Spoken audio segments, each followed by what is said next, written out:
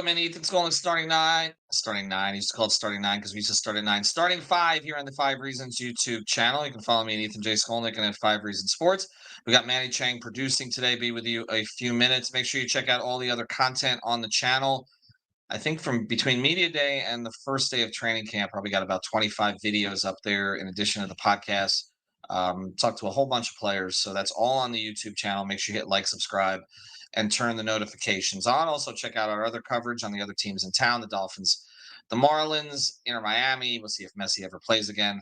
The Panthers in camp right now, and the Hurricanes. So it's all on the YouTube channel and the newest episodes of Five on the Floor. We're sponsored here, as always, by our friends over at All Pro Construction Builders. You can find them at allproconstructionbuilders.com. Reach out to Danny and his team. Mention Five Reasons. You get 10% off the storm windows, the storm doors. It's always hurricane season down here. We've escaped for a little while, but I don't know how much longer that's going to last. They're based in Miami. They are fully state certified. It's a family business. They will take great care of you. Also, if you need renovations, they can do that for you as well. We know it's hard to find a house these days. You're looking at 8% mortgage rates pretty soon. Go to allproconstructionbuilders.com and take care of the one that you already got. Reach out to them at 305 484 4429. That's 305 484 4429. Also sponsored by PrizePicks. Use the code 5 FIVE. Get that initial code matched up to $100. People have been asking, because there were some reports, are they still legal in the state of Florida? They are absolutely still legal. You absolutely will get your money out. I've done it in the past week, and you can still play everything that you were playing before. Ignore the noise on all that. PrizePicks.com. Use the code 5 FIVE to get started. Again, it's at the Google Play Store, the Apple App Store, or PrizePicks.com. All right, we were at Miami Heat camp yesterday in Boca. We'll be there again today. I'm actually going to be heading up there shortly. Brady, myself, and Alex. We're all at Media Day as well. And here's what I'm looking for. And I know for some it's they're looking for trade.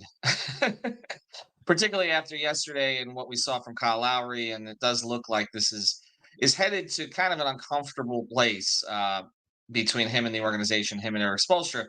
Look, he says he wants to start. He says he expects to start. I guess the ambition is a good thing. I can tell you that's not really the Heat's plan. I mean, that hasn't been the Heat's plan all offseason. And I know he looks at the roster. He's like, well, they don't have Gabe Vincent. We don't have Gabe Vincent anymore. We don't have an established point guard. I mean, who's starting over me? But it looked to me like they were planning on going without a point guard. They have Hero. They have Richardson, Butler, and Adebayo in the starting lineup. Most likely, it looks like it's going to be ball handling by committee. And then that fifth guy, whether it's Love, which is what we think it's going to be at the beginning, or Martin or Jovic or Highsmith, just kind of fits in. But Kyle does not agree. And look, I've had people who have supporters of Kyle who've said they should probably move him because he's not going to be happy with this situation. And then we saw yesterday where he stands. And look, he spoke before Eric Spoelstra spoke. Eric was kind of put on the spot a little bit, although I think he saw it coming because Kyle spoke first of everybody with the media coming off the court. And, Eric didn't really back down from it. He said, we're going to see how things play out in camp. He said there's a lot of possibilities, all things he has to say. But I remember 4 years ago being in a camp in Kaiser University in West Palm when the Heat were there, 2019, Jimmy's first year, and us talking to Dion Waiters and him talking about how he needed more touches and all the rest of this. And then Eric was asked right after, and Eric kind of gave the same kind of answer he gave yesterday. And of course, we saw what happened with Dion. Things started to go bad even before the whole gummies thing on a plane, where he was being phased out for Kendrick Nunn and others. And so I think we, again, heading towards a similar end. It kind of depends in terms of a trade on whether or not they want to take on additional years from somebody. Because if cost cutting is the key thing here, then they probably won't trade Kyle in a first round pick to bring in an improvement. It would have to be somebody with an expiring. We've talked about the Indiana possibility with Heald and T.J. McConnell. McConnell's a player that Jimmy really likes, a person that Jimmy really likes. We've talked about Detroit, Bogdanovich, and Monte Morris. I don't think Detroit's going to give them that necessarily. They may try to give them Joe Harris. I mean, so is the right deal even out there for Miami right now? And again, how do they handle this situation if Kyle doesn't end up starting when he's made it clear that he needs to? But beyond that, okay, now that storyline is kind of out there in the atmosphere on the very first day of camp, What else am I looking for? And here's the thing I sort of decided this is the general thing that I'm looking for at this stage. Somebody's got to pop in this camp. Okay, because otherwise it's going to feel stale. Because the whole idea here is that, from fans, is they're just running it back. They're really not. They do have some different pieces on here, behind Jimmy and Bam and Tyler. Of course, Tyler wasn't even available in the playoffs, but they need a good storyline. They need something that is going to energize this group. So who's it going to be? Who is going to show something in camp that we didn't anticipate? Now, it's not going to be Jimmy. I mean, Jimmy's Jimmy. It's not going to be Bam. I mean, everybody's going to judge Bam based on what happens in big games and in the playoffs and whether he steps up. Tyler to a degree, if he's just going off during the preseason, then obviously, Heat fans are going to start to rally behind him because he has handled this situation the right way. I don't think there can be any argument about that, and I do expect a big year for him, whoever he's playing for. If he's playing for the Heat, and I don't mean who he's actually taking checks for, but I mean what his motivation is. If he's playing to improve the Heat or he's playing to prove a point, whatever it is, I think that he's going to be very impactful. Okay, he's going to be from moment one. He's going to be go, but it's got to be somebody else. Okay, so who can it be? Well, I think that it could be Caleb Martin in some ways if we see an extension of what we saw in the Eastern Conference Finals. And don't worry about Caleb's future because I don't think Caleb's future is going to be here anyway. I have a hard time believing that the Heat are, if he has a really good season, which I anticipate he will. I don't anticipate the Heat paying him with what they are already going to have on the books. So don't worry about the future with him. Worry about what he's going to provide this year. But I do think we have not talked about him enough. Okay. In the idea of, I think there's a lot more there from an ISO perspective from Caleb. And I think if he comes off the bench, which he told us, and we're going to post a podcast an interview we did with him at Media Day. If he comes off the bench, which he says he's fine with, he just wants to finish games, which I think he will either way, then I think you're looking at him being a focal point of the offense off the bench, which again is one of the reasons why having Kyle off the bench makes sense for this team. Because I mean, with Kyle and Caleb, you're coming off the bench. In addition, you throw Duncan in there. That is a pretty good bench rotation. I mean, you have a little bit of everything there, and I feel like Caleb will thrive in that situation if Kyle is at least setting things up. And I do think there could be another leap from Caleb, not from what we saw in the Eastern Conference Finals. That would be hard to do, but to get back to the level he was at the Eastern Conference Finals, which was an improvement, obviously, over what he had done before in the regular season, etc. And the finals, I really wouldn't worry about. We talked to him about it.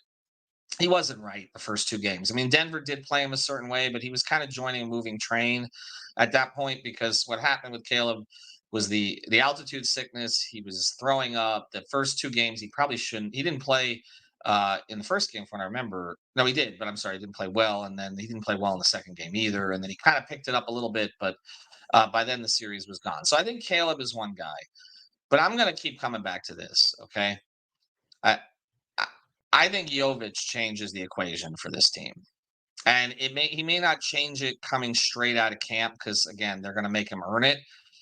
But he's the one guy I keep looking at and saying, okay, there could be something unexpected in there that alters their trajectory.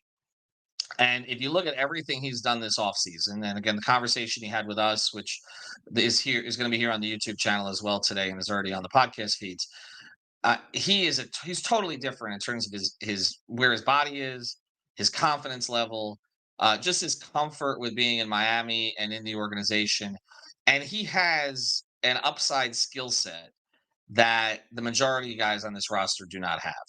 I will say the one thing that I think is promising for the Heat, if you look at their developmental program, is that guys like Strus and Vincent, and it would be great to have both of them still back, especially Gabe. I think considering the problems at point guard, but they were low upside developmental projects. The majority of the Heat's developmental projects have been lower upside. That's why these guys go undrafted, right? You're just trying to maximize. You're trying to find a skill set, but eventually, and this is why a lot of them struggle when they go elsewhere, there is not much more to kind of get. It's like the Rodney McGruder syndrome, right? Like they maximize Rodney McGruder. They maximize Tyler Johnson. We never really heard from these guys again. Okay. But what they have now on the roster is they have higher upside developmental projects. Jaquez is higher upside. Jovic is higher upside than Jaquez. By the way, Jaquez, we have an interview with him on the podcast feeds as well. Refer to him as Juan Wick. That's the nickname that he likes the best. But it's not just the two of them. I actually think that Jamal Cain is a little higher upside developmental project, and we're going to talk to him today, than some of the guys that they've had. Like they've kept him around for a couple of years here for a reason, and we've seen some of that scoring ability. But I do think he has the capability to be a pretty damn good. If he can develop the 3-point shot with some of the athleticism he has, the work ethic he has, to be a 3 and D type player who plugs in. Now, Highsmith, I don't think has the highest upside, um, but I do think we saw in the playoffs when Spo played him that there's more there that they can dig out. But the other guy that I think is really interesting from an upside projection is RJ Hampton. And we talked to him too, and he says he's going to try to earn his way on the floor with his defense, and that defense is pretty good, actually. We've watched a lot on him. I think that he's a player. If you take a look at it, first thing, he was the 24th pick of the draft. So he was a first round pick, and he was a much actually higher rated prospect than that coming out of high school. I mean, he was the top rated prospect. Now, there's been some inconsistency with his offensive game. Is he really a true point guard? But we liked a lot of things he said to us in the interview, talking about, there is a comp to Gabe there in trying to just get on the floor with your defense and see the other stuff flourish. So when I look at this camp, and we'll be up there today, they'll be up there through Saturday. I think the thing that's promising here is that there's more raw material with some of these guys than there has been in the past. And Kane being a DJJ type is interesting. Not quite as tall, but yes, in terms of the athleticism, I think probably the basketball IQ is a little higher for Kane than DJJ. I'm sorry, throw that one back if you can, Manny. We'd like to read these out, the super chat. With the point guard, you think Tyler is best off the bench? Tyler's not coming off the bench, not at this point. I had made the suggestion that since Tyler wanted to stay so bad, if they got Dame and kept Tyler, then I think you bring Tyler off the bench and you start Jay Rich. I think Jay Rich is a starter for this team. He wouldn't commit to us when he spoke to us, like he's not expecting it. But I think he's kind of expecting it and deep down, because when you look at their roster, they need him to, he's a connective piece in the starting lineup for this team. And if you look at some of the things that he and Jimmy can do defensively, and we got into that with him as well, the two of them, I think, with Jay Rich on the ball and Jimmy off the ball, is going to be really dynamic, particularly when you can throw, not just Bam, but obviously, but Highsmith or Martin out there with them. I mean, they're going to terrorize teams. Their problem is going to be scoring. And so if their problem is going to be scoring, I think you just need to get Tyler the reps in the starting lineup. I think the plan is going to be more Caleb coming off the bench and kind of being a featured player off the bench this year. But overall, as we go to camp today, and we're going to, like I said, the only people we really haven't spoken to that we wanted to get to conversations with were probably Duncan, Jamal Cain. We'll do some of that stuff today. But I think what is different between this camp and last camp, as I said, was they were kind of counting on some projections that I think were unrealistic. Oladipo being able to get completely healthy, which looking back at it, and unfortunately for Vic, it looks like kind of a silly bet. Yurtsevin, who didn't really fit with what Spo wanted to do, but just was a big who had shown some things in summer league, and then he kind of got a little too talky, and I think that rubbed some the wrong way, and then he got hurt, and the whole thing went off the rails. But this time around, I do think they have some young players who have more growth potential, and that's what I want to see in this camp, because if we're saying they're not a championship contender right now, which I think is fair to say, even though they went to the finals because of what's happened in Milwaukee and Boston, I think the Heat would prefer that the pop come from players who are already on the roster faster than to go out and get a guy who's kind of a plug in for a year, decide if you have to re sign him after the season type player. I know they like Buddy Hield, but I think one of the reasons they have been more aggressive with Buddy Hield is they would have to pay Buddy Hield after this year. And I'm sorry, and I hate to keep bringing this up, and I'm not at the stage of my friend Barry Jackson over at the Herald, but there are certain costs that they're not going to endure. They're just not. It looks like they are intent on staying under that second apron. There are reasons for that that go beyond just money. We've documented those various vehicles that you want to be able to use. Boston's not going to be able to use those. That may hurt them at some stage this year. But it's become, I think, for some teams, the second apron has become a convenient excuse. This comes in from Kristen. Why wouldn't we pay Caleb if Kyle's contract ends? Well, because you're going to have. It's a good question. You're going to have Jimmy on the books. You're going to have Bam on the books. You're going to have Tyler on the books. So you've already got those three, which is pushing you to a certain range. Could they? Yes, they could. I mean, I talked to someone yesterday who we had a long conversation about it. Someone who's pretty plugged in with the organization who's like, well, here's the thing. If you trade Kyle and you pick up somebody with money at the end of the deal, going beyond this year, then you're definitely not re-signing Caleb. If you don't do that, then you have a chance to re-sign Caleb. So is there a possibility of it? Absolutely. It's a weird deal where the better he plays, the worse it is long term because you're going to have to pay him more and then you're going to push up in tax. Could it happen? Yes. Am I going to guarantee anything when it comes to the organization spending money at this point for a team that they don't perceive as a slam dunk champion type? No. And remember where Caleb came from. He was essentially a camp body. I mean, I know the J. Cole story and all that stuff. We loved him from the first scrimmage we saw him, but they think they can always make another. So, I mean, is Highsmith going to develop the kind of ISO stuff and kind of the offensive repertoire that it seems like Caleb is developing? Probably not. Will Kane? Probably not. But will they give them something else that will allow them to say, hey, we've got a wing who does this really well and that really well and all the rest? Yes. I mean, that's the way I think they view these things. And to a certain point, I'm not going to kill them for that because for years I was killing them for the idea of paying some of these guys, which is what they did in 16 and 17, when they could just make another, right? I mean, why overpay when you can make another? And that's why I didn't have, as much as I like Max personally and professionally, I was fine with them letting him walk for that money. And if you are, there's a story by Chris Fedor in Cleveland.com yesterday about Max's process, and we had him on the podcast too after he left, and it was pretty clear there was no chance he was staying. He didn't even really know where the Heat stood with him, because they weren't going to spend that kind of money after what happened with Duncan, and with what they're dealing with now. And so the other one, is Gabe. And could they have kept Gabe? I believe they could have if they hadn't given him what he perceived and his agent perceived to be a lowball offer. We were talking to Gabe's agent the entire season, and he was saying the Heat are going to lowball us. And then the offer came, and it was worse than they expected.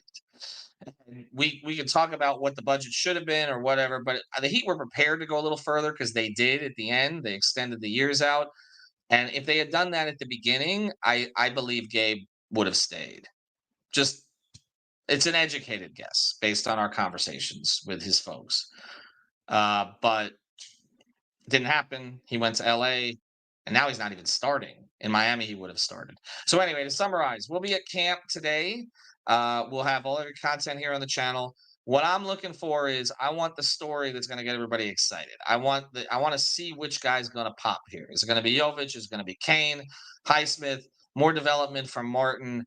They need one or two of these, I think, to make this feel fresh.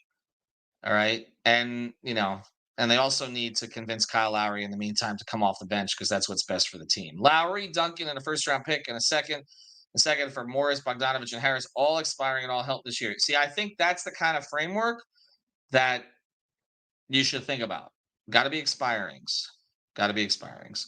Do you think the front office is all in?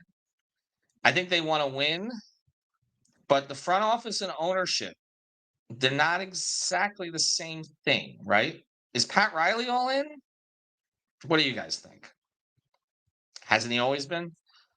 All right. Thanks for joining us today. I promised Manny I wouldn't go longer than 20 minutes, and I got to get up to Boca.